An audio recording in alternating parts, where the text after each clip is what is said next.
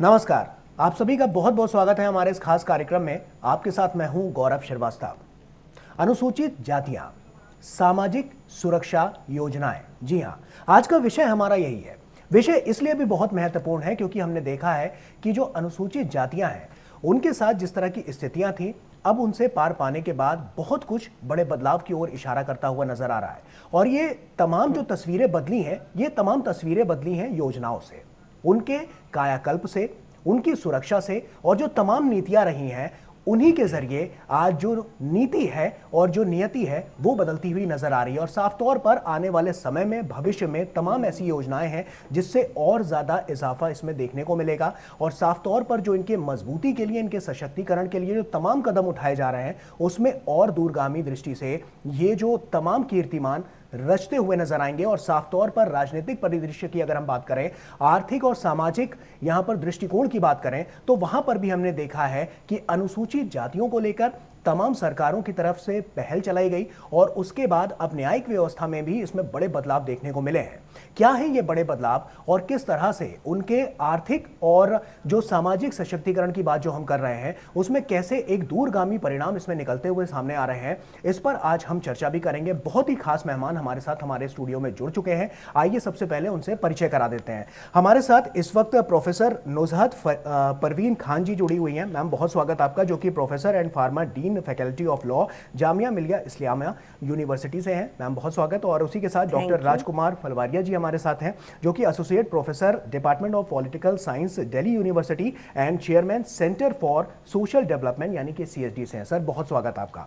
शुरुआत मैम मैं आपसे ही करना चाहूंगा। जिस तरह से हम देख रहे हैं कि सशक्तिकरण की बात हो, मजबूती की बात हो, और इसके अलावा जो बड़े बदलावों की हम बात कर रहे हैं, हम उनकी बात करें, अनुसूचित जातियां जो साफ तौर पर हम देख रहे हैं बड़े बदलावों की तरफ इशारा तो कर ही रहा है, लेकिन हम कानूनी अगर प्रक्रियाओं की बात करें और इसके अलावा बात करें तो क्या क्या अमूल चूल जो परिवर्तन है, सबसे पहले तो आपसे ये समझना चाहेंगे क्या उनके जीवन में बड़े बदलाव लेकर आए हैं? तो सबसे पहले तो समझ आता है ये योजनाएं देके हम उन्हें ऊपर लाना चाहते हैं, हम उन्हें बराबर बनाना चाहते हैं, हम उनको भी मेन स्ट्रीम में लाना चाहते हैं।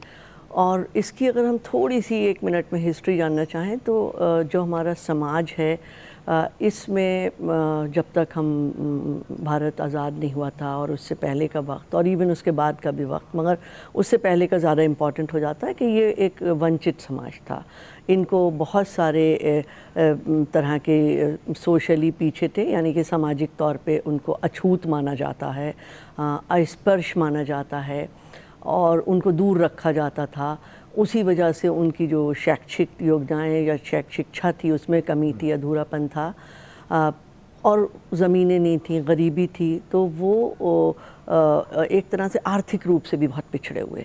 फिर उनके हेल्थ के भी इशू, क्योंकि ज़्यादातर जो ये समाज है इसे अछूत मान के हम उनको वो वाले काम देते थे जो गंदगी के काम होते थे, उनको बराबरी का इंसान नहीं समझते थे। तो उनके हेल्थ की और उनके जो स्वास्थ्य से रिलेटेड भी बहुत सारी जो चीज़ें थीं वो वंचित रहते थे उससे। तो फिर जब हमारा कॉन्स्टिट्यूशन बना तो हमने उसमें वैसे तो सबको बराबर बताया, जो भी हमारे हिंदुस्तानी नागरिक हैं वो सब बराबर हैं, सबको इक्वालिटी है। मगर हमें पता था, जो हकीकत थी वो सबको पता थी, गवर्नमेंट को भी, लॉ मेकर्स को भी।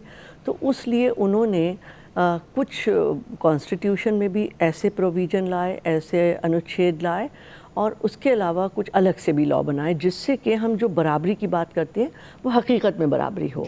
और अगर इस संदर्भ में मैं बात करूं तो एक अनुच्छेद 15 है कॉन्स्टिट्यूशन में, जो बात करता है कि गवर्नमेंट वैसे the state will not discriminate, यानी कि जो हमारा जो कानून और जो समाज है वो डिस्क्रिमिनेट नहीं करेगा इनके साथ, और उसके लिए अलग से हम उनको ऊपर बढ़ावा देंगे। जैसे हम उन्हें नौकरियों में रिजर्वेशन देंगे, जैसे हम उनको एजुकेशन में रिजर्वेशन देंगे। तो बहुत कुछ करा गया है और हम इस पर काफ़ी देर चर्चा करेंगे अभी। डॉक्टर राजकुमार जी, आप ही के पास आऊँगा। सर, जैसा कि हम देख रहे हैं कि बड़े अमूलचूल जो परिवर्तन है वो लगातार देखने को मिले हैं। ऐसे में सवाल मेरा ये है कि कैसे इनको मुख्य धारा में लाया गया, उससे जोड़ा गया, और उनके लिए जो तमाम हम योजनाएं कह रहे हैं और न्यायिक प्रणाली जिसकी हम बात कर रहे हैं, न्यायिक प्रक्रिया में किस तरह से उनके लिए सुगमता बरती गई है जिससे उनको बहुत फायदा मिला है। गत वर्षों में मैं देखता हूं, और मैं खासकर इस वर्तमान सरकार की ओर मैं देखता हूं, तो अनुसूचित जाति और जनजाति के वर्ग के लिए उन्होंने बहुत एफर्मेटिव एक्शन काम किए हैं। जैसे मैं कई बार देखता हूं कि 2014 में ये सरकार आई, लेकिन 2015 में इस सरकार ने SC/ST एट्रोसिटी एक्ट जो था उसको और एम्पावर किया। तो जबकि किसी समाज ने, इस वर्ग ने इसकी मांग नहीं की, लेकिन ये सरकार, वर्तमान सरकार इसके प्रति संवेदनशील थी, सेंसिटिव थी, और 2015 में SC/ST एट्रोसिटी एक्ट 1989 जो था उसको एम्पावर किया। उसके अंदर शायद 26 थी, उसको 40+ किया, बहुत सारी चीज़ें उसमें जोड़ी। तो मेरा ये कहना है कि ये न्यायिक दृष्टि से है, और ऐसे बहुत सारे हैं। 2018 का भी इशू है जब सुप्रीम कोर्ट ने इस पर कुछ जजमेंट दिया, लेकिन मेरा ये मानना है कि इस सरकार को उस तक पहुंचना, इस वर्ग तक जाना, इसका काम इस वर्ग ने किया। और ऐसी बहुत सारी योजनाएं हैं, उन योजनाओं की हम चर्चा करेंगे, आंकड़ों के साथ भी हम चर्चा कर सकते हैं। तो मुझे लगता है कि, और इस देश में कई बार मुझे लगता है कि इस वर्ग के अगर हम आइकॉन की बात करें तो डॉक्टर बाबा साहब अम्बेडकर है। डॉक्टर अम्बेडकर से प्रेरणा भी लेते हैं। तो डॉक्टर अम्बेडकर को रियल में समाज में इस्टेब्लिश करने का और समाज तक पहुंचने का इस सरकार ने या वर्तमान राजनीतिक व्यवस्था ने बहुत अग्रेसिव होकर काम किया और बहुत सकारात्मक दृष्टि से काम किया, ऐसा मुझे लगता है। बिल्कुल। प्रोफेसर नुसरत, जैसा कि अभी हम सर से भी बात कर रहे थे, आपसे मेरा अगला सवाल ये है कि जैसे हमने देखा कि तमाम जो अलग अलग शहर जिनकी हम बात करते हैं, चाहे हम बड़े शहरों की बात कर लें, दिल्ली मुंबई की बात कर लें, इसके अलावा जो टियर 1 के शहर होते हैं, टियर 2 टियर 3, और उसके बाद जो ग्रामीण इलाके आते हैं, वहाँ पर हमने देखा है कि जो भेदभाव की स्थिति रहती है अभी भी लोगों को दो चार होना पड़ता है। लेकिन जो बड़े शहर हैं जहाँ पर लोग बड़े लेवल पर काम कर रहे हैं, मुंबई की हम बात कर लें, दिल्ली की बात कर रहे हैं, लेकिन इसके अलावा जो ग्रामीण इलाके हैं वहाँ पर इस तरह की परिस्थितियाँ बहुत पाई जाती हैं। तो वहाँ पर किस तरह से इन योजनाओं को पहुँचाया जा रहा है, जागरूकता लोगों में फैलाई जा रही है, किस तरह से वहाँ पर इसके लिए बड़े बड़े स्टेप्स उठाए गए हैं अभी तक? जी, तो गौरव जी, जो मेट्रोपॉलिटन सिटीज़ हैं जैसे कि मुंबई है, दिल्ली है, तो सबसे पहले तो जो यहाँ फैसिलिटीज़ या जो यहाँ का कल्चर होता है उसमें उतना डिस्क्रिमिनेशन नहीं होता है, बेसिकली नहीं होता है। और जितना हम डीप पीछे को जाते हैं और अल्टीमेटली ग्रामीण जगह पर जाते हैं, एक तो अवेयरनेस की कमी होती है। जो चीज़ें हैं भी, ऐसा नहीं है कि जो स्कीम्स या पॉलिसीज़ या मिनिस्ट्री के इनिशिएटिव हैं या गवर्नमेंट के, उनमें कोई डिस्क्रिमिनेशन है, वो तो सबके लिए समान होते हैं। पर कई बार पहुंच जो है, पहुंच में दूरी होती है, अवेयरनेस में दूरी होती है, माध्यम नहीं होते हैं। तो आज हम अगर ये माध्यम देख रहे हैं जो टेली कम्युनिकेशन का माध्यम है, जिस माध्यम से आज सब लोग देख सकते हैं, तो मुझे लगता है, और दूसरी चीज़ कई बार इम्प्लीमेंटेशन भी हो जाती है कि जो स्कीम्स रखी गई, जो चीज़ें बनाई गई। अब जैसे कि अगर इसमें एग्जांपल देखें, जो हमारी ministry of social justice and empowerment है, यानी कि सामाजिक जो हमारा मंत्रालय है, सामाजिक न्याय मंत्रालय और सशक्तिकरण, जो बहुत सारी जो स्कीम्स बनाते हैं, जो इंटरेस्ट देखते हैं शेड्यूल कास्ट का, तो वो मंत्रालय के अलावा उन्होंने और भी बहुत सारे पैरेलल डिपार्टमेंट बनाए हुए हैं। जैसे कि एक बना रखा है शेड्यूल कास्ट डेवलपमेंट ब्यूरो, जो बहुत ज़्यादा काम करता है, और वो ब्यूरो काम करता है तो उसका इफेक्ट दिल्ली जैसी जगह में ज़्यादा जल्दी दिखाई दे जाता है, जो कि दूसरी जगहों पे इतनी आसानी से नहीं पहुंच पाता है। और अभी प्रोफेसर राजकुमार जैसा कि बता रहे थे कि प्रेजेंट गवर्नमेंट ने बहुत सारे एफर्ट करें। फॉर एग्जांपल जो लॉज हैं, इवन अगर हम बात करते हैं कोई सा भी लॉ, तो लॉ तो सबके लिए होती हैं, पर उस लॉ को जनरली, लॉ को या सिमिलरली स्कीम को जो पहुंच होती है, वो जो लोगों में या तो एजुकेशन हो, लिटरेसी हो, या जो लोग किसी भी और माध्यम से उसको पहुंच सकते हैं, अपने माध्यम से गरीब इंसान की पहुंच लॉ को नहीं हो पाती है, लॉ को यूज़ करने की भी नहीं हो पाती। तो जो आपका सवाल है उसके हिसाब से वैसी भी सारी स्कीम जो आती हैं उसकी पहुंच इन लोगों तक इसलिए नहीं हो पाती है क्योंकि ये नहीं समझ पाते कि किसको जाके ये मांगे, कौन देने आएगा। बट यहाँ पर मैंने नोट करा है बहुत पॉजिटिवली इस प्रेजेंट एरा में बहुत कुछ हो रहा है। चीज़ें स्कीम से जो पैसा पहुँचता था वो अब उन्हें डायरेक्ट पहुँचता है। जो मनी ट्रांसफ़र्स हैं, जो बेनिफिट्स ज़्यादातर मॉनेटरी बेनिफिट्स बहुत सारे दिए जाते हैं, आर्थिक रूप से उन्हें समृद्ध करने के बेनिफिट, इवन बच्चों का भी जो पैसा स्कॉलरशिप का है, अगर वो डायरेक्ट अकाउंट में पहुँचता है। पहले जो, क्योंकि हम जो आज बात करते हैं, जो पीछे की फॉल्ट्स हैं उन्हीं को इम्प्रूव करने की बात करते हैं, तो पहले एक वजह ये भी थी कि जितनी योजनाएं, जितनी भी उनके लाभ के लिए चीज़ें करी जाती थी, वो उन तक पहुंच नहीं पाती थी। बीच में मिडिल मैन्स, बीच में मीडिएटर्स, और दूसरा उनकी अशिक्षित होना उसमें आग का काम करता था।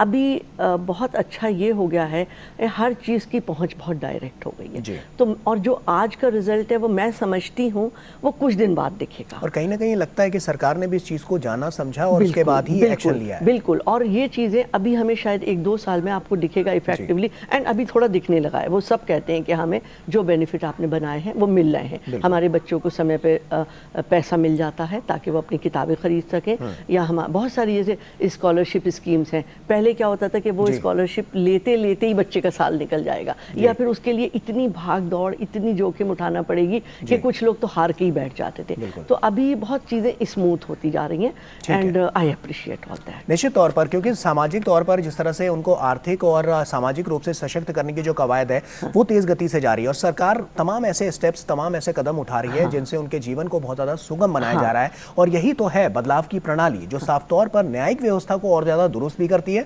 और साथ ही साथ न्याय दिलाने के लिए भी जो आखिरी तबका है, आखिरी व्यक्ति है, उस तक न्याय पहुंच सके, इस बात को भी सुनिश्चित करती है। एक छोटे से ब्रेक के लिए यहां पर रुक रहे हैं, जल्द हाजिर होते हैं।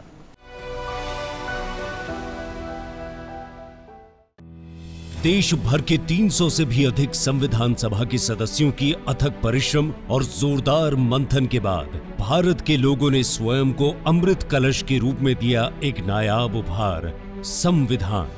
इसी जीवंत और पवित्र मार्गदर्शिका के बल पर हमें दुनिया का सबसे बड़ा और महान लोकतंत्र होने का गौरव प्राप्त है। 28 राज्यों और 8 केंद्र शासित प्रदेशों सहित 140 करोड़ से भी ज्यादा लोगों की विविधता भरे इस देश को एक सूत्र में पिरोता है हमारा संविधान। संविधान है हमारे देश का महाप्राण, जो हर एक नागरिक को सामाजिक, आर्थिक, राजनैतिक न्याय के साथ साथ प्रतिष्ठा, गरिमा और अवसर की समानता भी प्रदान करता है।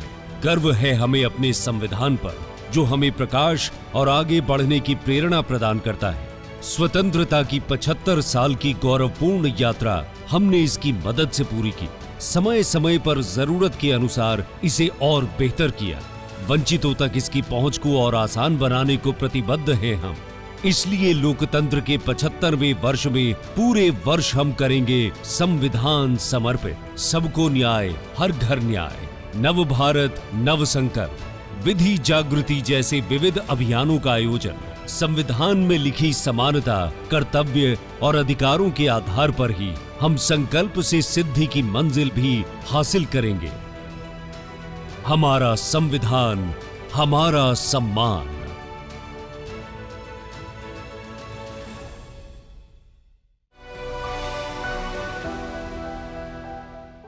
ब्रेक के बाद एक बार फिर से आप सभी का स्वागत है। अनुसूचित जातियों को हम लेकर आज बातचीत कर रहे हैं यहाँ पर, और इसी पर हमारा फोकस भी है कि कैसे उनकी जिंदगी में सरकार की योजनाओं द्वारा और सरकार द्वारा किस तरह से प्रकाश डाला जा रहा है, जिससे उनके जीवन में एक बड़ा उजाला निकलता हुआ नजर आ रहा है। और साफ तौर पर ये जो नई किरण है, यही उम्मीद है आने वाले कल के लिए, जो उनके बेहतर भविष्य की कामना तो करती है, साथ ही साथ उनको सशक्त और मजबूत भी बनाती है। डॉक्टर राजकुमार भी हमारे साथ हैं, अब उन्हीं के पास चलते हैं। सर, आपसे ये समझना चाहूँगा, हम इससे पहले टियर 1, टियर 2 और इस तरह के शहरों की बात कर रहे थे। हमने राज्य दर राज्य भी देखा है कि यहाँ पर आंकड़ों में बड़ा परिवर्तन है। तो ऐसे में शिक्षा व्यवस्था सुचारू रूप से चले और जो तमाम योजनाएं सरकार द्वारा चलाई जा रही हैं, उनसे कितना बेनिफिट्स यहाँ पर लोगों को मिलता हुआ नजर आ रहा है? अभी आपने चर्चा की शहरों की, मुझे लगता है कि अनुसूचित जाति वर्ग के अध्ययन के लिए, उसके चिंतन के लिए आपको गांव की तरफ जाना होगा। और मैं कहता भी हूं कि भारत एक गांव का देश है, 60 लाख गांव का देश है, और इन्हीं गांव में बहुत बड़ी संख्या में इस देश का अनुसूचित जाति वर्ग रहता है जी। अगर इनके पिछले 10 सालों की बात करें, पिछले कुछ वर्षों की बात करें, तो यहाँ का अपलिफ्टमेंट की अगर बात करेंगे तो मुझे लगता है उसके कई सेगमेंट है। उनका सोशल अपलिफ्टमेंट कैसे हुआ, सामाजिक सशक्तिकरण कैसे हुआ जी, उनका आर्थिक सशक्तिकरण कैसे हुआ, उनका शैक्षिक सशक्तिकरण कैसे हुआ, उनका राजनीतिक सशक्तिकरण कैसे हुआ। और मुझे ऐसा लगता है इन सभी योजनाओं के लिए वर्तमान सरकार ने कई योजनाएं स्टैब्लिश की है, जिसके कारण उनका आर्थिक सशक्तिकरण भी हुआ है, उनका सामाजिक सशक्तिकरण भी हुआ है, उनका अब मैं कहता हूं शैक्षिक सशक्तिकरण भी हुआ है। तो मेरा ये कहना है कि इस दृष्टि से अगर हम बात करें तो जैसे उदाहरण में 2015 में सरकार ने आते ही, शायद 2014 में सरकार ने आते ही स्वच्छता अभियान चलाया जी, स्वच्छ भारत मिशन चलाया, और इस देश में लगभग मुझे लगता है कि 5 करोड़ से अधिक शौचालय बनाए। ये शौचालय स्वच्छ भारत मिशन के तहत चलाए।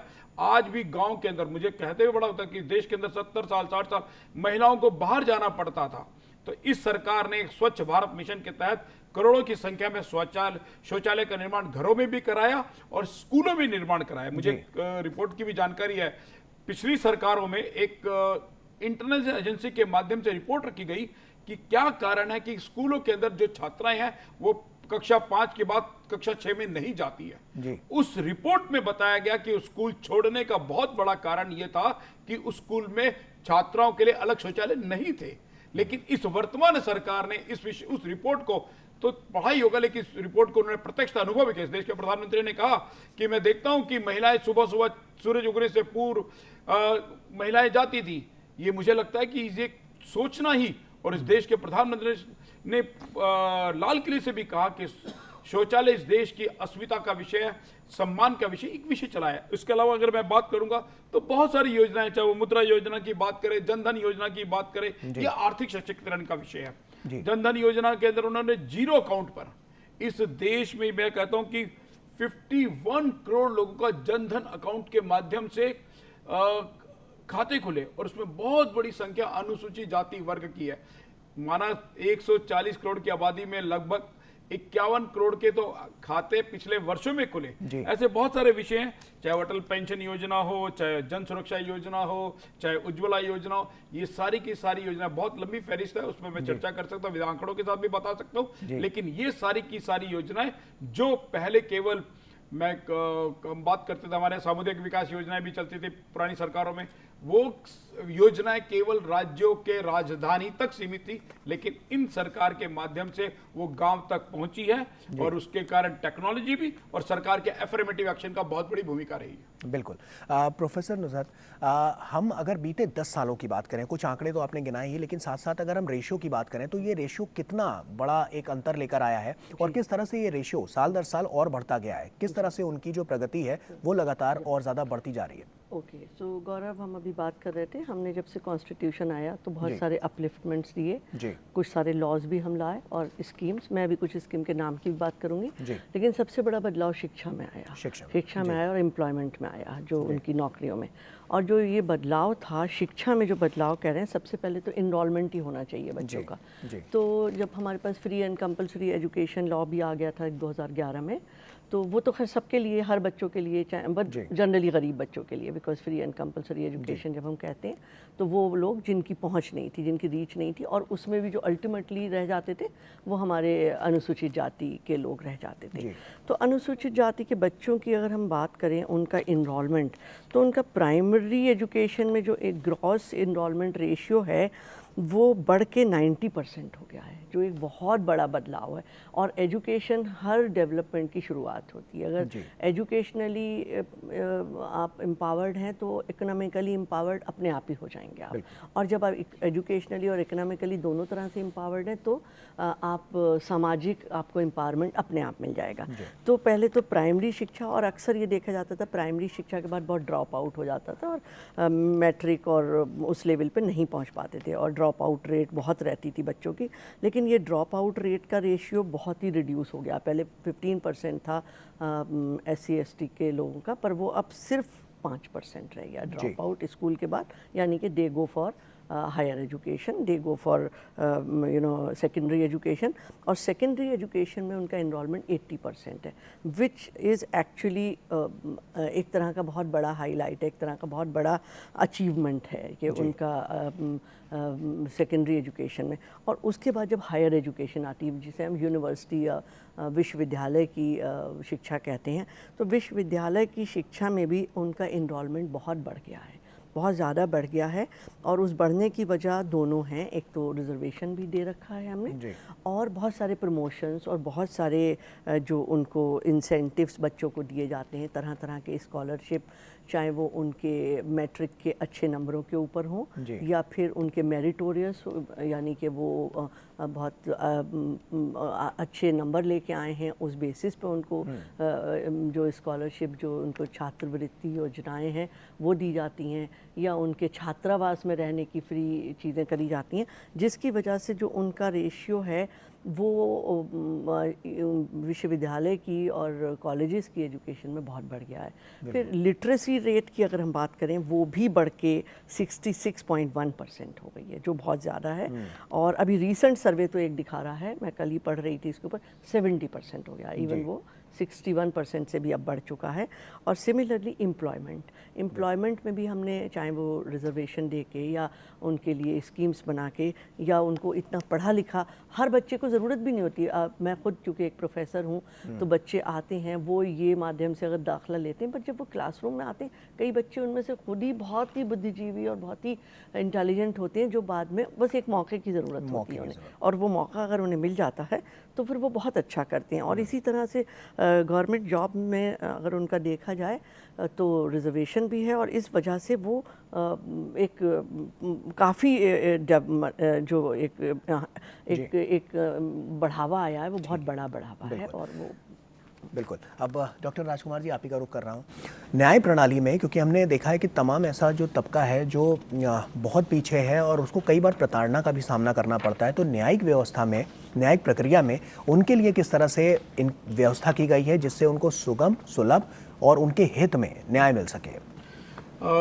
अनुसूचित जाति वर्ग के लिए ये सरकार न्यायिक दृष्टि से बड़ा सेंसिटिव है। जैसे मैंने कहा कि 2015 में SC/ST एट्रोसिटी एक्ट को एम्पावर किया गया जी। 2018 में एक किसी केस के तहत उच्चतम न्यायालय ने अनुसूचित जाति एट्रोसिटी एक्ट को कमजोर या उसमें कुछ परिवर्तन किया। मार्च 2018 में किया, लेकिन ये सरकार ने इसको तुरंत संज्ञान लेते हुए अप्रैल में ही ऑर्डिनेंस के थ्रू उस सुप्रीम कोर्ट के जजमेंट में रिव्यू पिटीशन डाली। रिव्यू पिटीशन डालने के बाद उन्होंने 18 में अप्रैल के अंदर जैसे न्यू फर्स्ट सेशन शुरू हुआ और उस सुप्रीम कोर्ट के जजमेंट को उन्होंने रोल बैक किया और कह सकते हैं कि SC/ST एट्रोसिटी एक्ट को और मजबूत किया। तो मेरा मानना है कि इस प्रकार ये सरकार न्यायिक दृष्टि से इस वर्ग को न्याय देने के लिए प्रतिबद्ध है। और उसके बाद मेरा ये मानना है कि 2000 इस प्रकार बहुत सारे केसेस शेड्यूल कास्ट जो आयोग है, अनुसूचित जाति आयोग है, उनके द्वारा एक पोर्टल को लॉन्च करना, उस आयोग के माध्यम से एक टोल फ्री नंबर को देना और डिस्ट्रिक्ट लेवल पर भी कमीशन की स्थापना करना देश के, क्योंकि सभी लोग दिल्ली में नहीं आ सकते हैं राष्ट्रीय अनुसूचित आयोग में, तो स्टेट लेवल पर भी इस प्रकार के आयोग की स्थापना करना, डिस्ट्रिक्ट लेवल पर भी इस प्रकार की स्थापना करना, तो मुझे लगता है न्यायिक दृष्टि से अनुसूचित जाति के प्रति सेंसिटिव है और मेरा ये मानना भी है। इसको अगर हम थोड़ा सा और ब्रॉडर पर्सपेक्टिव में देखेंगे तो मैं कई बार बोलता हूं, अभी जैसे मैंने कहा शिक्षा के क्षेत्र में दिल्ली और देश के कई हायर एजुकेशन के अंदर, चाहे वो वाइस चांसलर हो, डायरेक्टर्स हो, चाहे हेड ऑफ द इंस्टीट्यूशन हो, इसमें अनुसूचित जाति वर्ग के प्रोफेसर्स को हेड ऑफ द इंस्टीट्यूशन बनाया गया। मैं कई यूनिवर्सिटीज के कोई जानता हूं जो वाइस चांसलर बने हैं, स्टेट यूनिवर्सिटी के वाइस चांसलर बने हैं, सेंट्रल यूनिवर्सिटी के वाइस चांसलर बने हैं, डायरेक्टर्स बने हैं। तो मेरा ये मानना है कि इस वर्ग के प्रति, और पहली बार गत सरकार के समय में 12 कैबिनेट मिनिस्टर अनुसूचित जाति वर्ग के किसी कैबिनेट में बने, ये भी सरकार का बहुत बड़ा रोल है। ये तो बहुत बिल्कुल दूसरा SC कमीशन और ST कमीशन को सेपरेट करके, क्योंकि पहले SC और ST कमीशन एक ही था, जिसके कारण देश भर के हजारों केसेस एक ही आयोग में थे। लेकिन सरकार ने प्रयास करके दो अलग, अटल जी के समय में दो अलग आयोग बने। दो अलग आयोग बनने के बाद अब अनुसूचित जनजाति के लोगों को न्याय जल्दी मिलता है, अनुसूचित जाति के लोगों को न्याय जल्दी मिलता है, और ये कार्रवाई और यही व्यवस्था सुनिश्चित करने की भी जरूरत थी और सरकार ने इसको भापा समझा और उसी के लिए संकल्प से सिद्धि तक, जैसा संकल्प लिया गया था उसको सिद्धि तक पहुंचाने की जो कार्यप्रणाली थी उसको कारगर करने में बहुत अहम योगदान सरकार का रहा है। और यही है कि इसलिए इनकी जो जिंदगी है, इनके जो जीवन है, उसमें तमाम यहाँ पर जो उतार चढ़ाव भरी स्थिति पहले हमें देखने को मिलती थी, अब उसमें एक बड़ा उजाला नजर आ रहा है और एक बड़ा परिवर्तन यहाँ पर देखने को मिल रहा है। बहुत बहुत शुक्रिया प्रोफेसर नुसबत आपका, और साथ ही साथ डॉक्टर राजकुमार आपका हमसे जुड़ने के लिए और इस चर्चा में अपनी बात रखने के लिए, क्योंकि साफ तौर पर हम देख रहे हैं कि जो अनुसूचित जातियां हैं उनको कैसे मुख्य धारा में तो लाया ही गया है, लेकिन कैसे उनके विकास के लिए, उनके सुदृढ़ भविष्य के लिए किस तरह से और ज्यादा परिकल्पना की गई है और उनके सुनहरे भविष्य को लगातार बढ़ाने के लिए और उसको उजागर करने के लिए लगातार यहाँ पर योजनाएं चलाई जा रही हैं और जिनका सीधा फायदा उन तक पहुंच रहा है। उनके परिवारों तक पहुंच रहा है और इसीलिए बदलाव की दृष्टि से जो तस्वीर है वो निरंतर बदलती जा रही है, क्योंकि नियत भी है, नीति भी है और इसीलिए अनुसूचित जातियों की जब हम बात करते हैं तो उनकी नियति भी लगातार बदल रही है। और इसी के साथ फिलहाल हमारे इस खास कार्यक्रम में इतना ही। आप सभी का बहुत बहुत शुक्रिया हमसे जुड़ने के लिए और आप बने रहिए डीडी न्यूज़ के साथ। हमें दीजिए इजाजत। नमस्कार। देश भर के 300 से भी अधिक संविधान सभा के सदस्यों की अथक परिश्रम और जोरदार मंथन के बाद भारत के लोगों ने स्वयं को अमृत कलश के रूप में दिया एक नायाब उपहार, संविधान। इसी जीवंत और पवित्र मार्गदर्शिका के बल पर हमें दुनिया का सबसे बड़ा और महान लोकतंत्र होने का गौरव प्राप्त है। 28 राज्यों और 8 केंद्र शासित प्रदेशों सहित 140 करोड़ से भी ज्यादा लोगों के विविधता भरे इस देश को एक सूत्र में पिरोता है हमारा संविधान। संविधान है हमारे देश का महाप्राण, जो हर एक नागरिक को सामाजिक, आर्थिक, राजनैतिक न्याय के साथ साथ प्रतिष्ठा, गरिमा और अवसर की समानता भी प्रदान करता है। गर्व है हमें अपने संविधान पर, जो हमें प्रकाश और आगे बढ़ने की प्रेरणा प्रदान करता है। स्वतंत्रता की 75 साल की गौरवपूर्ण यात्रा हमने इसकी मदद से पूरी की। समय समय पर जरूरत के अनुसार इसे और बेहतर किया। वंचितों तक इसकी पहुंच को और आसान बनाने को प्रतिबद्ध हैं हम। इसलिए लोकतंत्र के 75वें वर्ष में पूरे वर्ष हम करेंगे संविधान समर्पित। सबको न्याय, हर घर न्याय, नव भारत, नव संकल्प, विधि जागृति जैसे विविध अभियानों का आयोजन संविधान में लिखी समानता, कर्तव्य और अधिकारों के आधार पर ही हम संकल्प से सिद्धि की मंजिल भी हासिल करेंगे। हमारा संविधान, हमारा सम्मान।